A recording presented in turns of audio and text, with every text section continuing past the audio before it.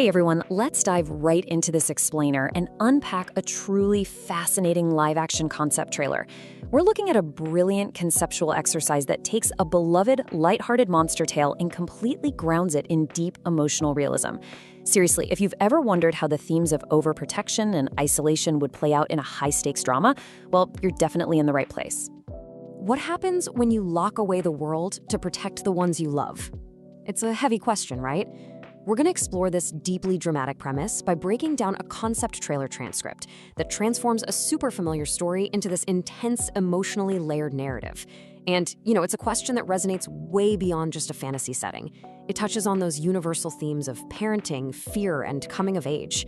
Let's take a look at how this whole conceptual framework sets the stage. Moving right into Section 1, a dramatic concept trailer. So the source material pitches a seriously heavy-hitting conceptual cast here.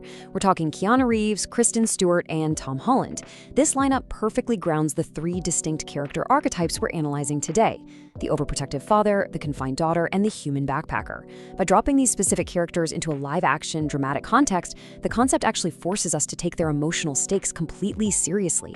It's just such a fascinating lens to view this narrative through. It takes that quirky monster dynamic and injects it with a deeply human sense of yearning and, honestly, dread. All right, Section 2, the protector's dilemma. Let's look specifically at the father's view. Just listen to the sheer weight of time and fear conveyed in this single line of dialogue. For centuries, I built these walls. Think about that. We are looking at centuries of isolation, all driven by a deeply ingrained belief that humans are inherently cruel. This isn't just your average protective dad. This is a guardian who has let historical trauma totally dictate his family's reality. He hasn't just closed a door, He's engineered an entire existence defined entirely by what it's trying to keep out. And this isolation, it's entirely driven by a fear of human cruelty. His motivation isn't malice. It's not a desire to control just for the sake of power. Instead, it's this desperate generational need to guard against outside trauma. He fully, genuinely believes the world beyond his walls is hostile. And understanding this is absolutely vital because it makes him a tragic figure rather than just a straight-up villain. He's operating out of a profound, albeit totally suffocating, sense of love. The crucial point here is that his love manifests as physical architecture. It's a literal fortress designed to keep danger out. Every stone, every shadow, every locked door.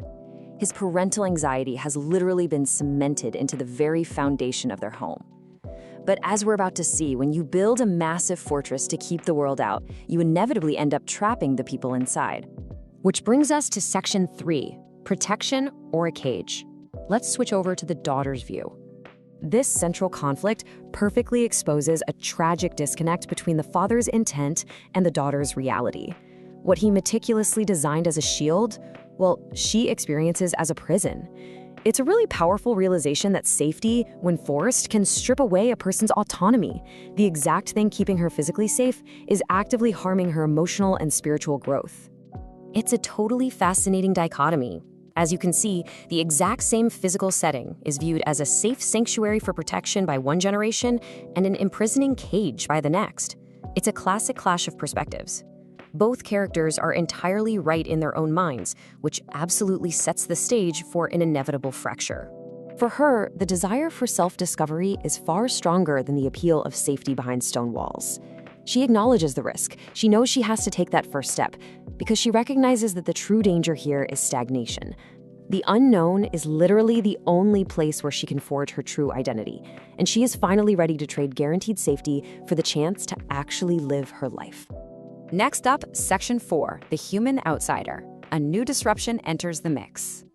So this delicate, incredibly tense ecosystem is completely disrupted by the backpacker.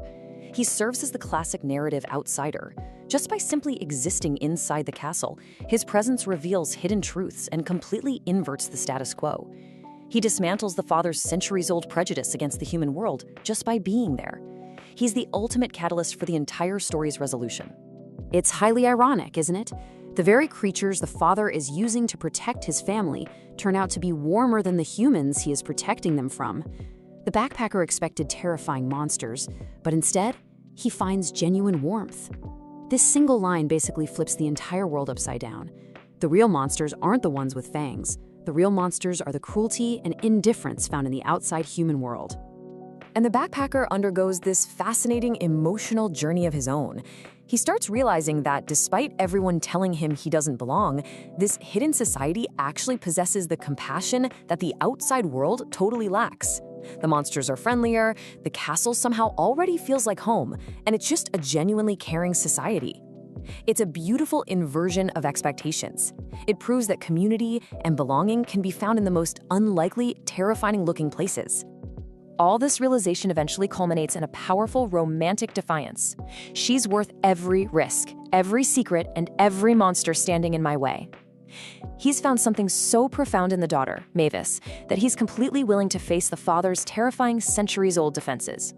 He basically becomes the unstoppable force meeting the father's immovable object. Finally, Section 5, Love Conquers All. Let's look at the resolution. The father finally recognizes the total futility of his architectural defenses against something as intangible and powerful as a teenager's heart. I mean, you can build walls 100 feet high to keep out pitchforks and torches, right? But no castle is strong enough to imprison the heart of someone you love. Ultimately, the physical castle has fundamentally failed to do the one thing it was designed to do. And here is the emotional climax of our explainer. The protector finally gets it. He understands that his fear was entirely misplaced this whole time. Love was never the thing he needed to protect his daughter from. Think about it. He spent centuries viewing the outside world as a threat, only to realize it contained the exact thing his daughter needed to truly thrive: love and connection.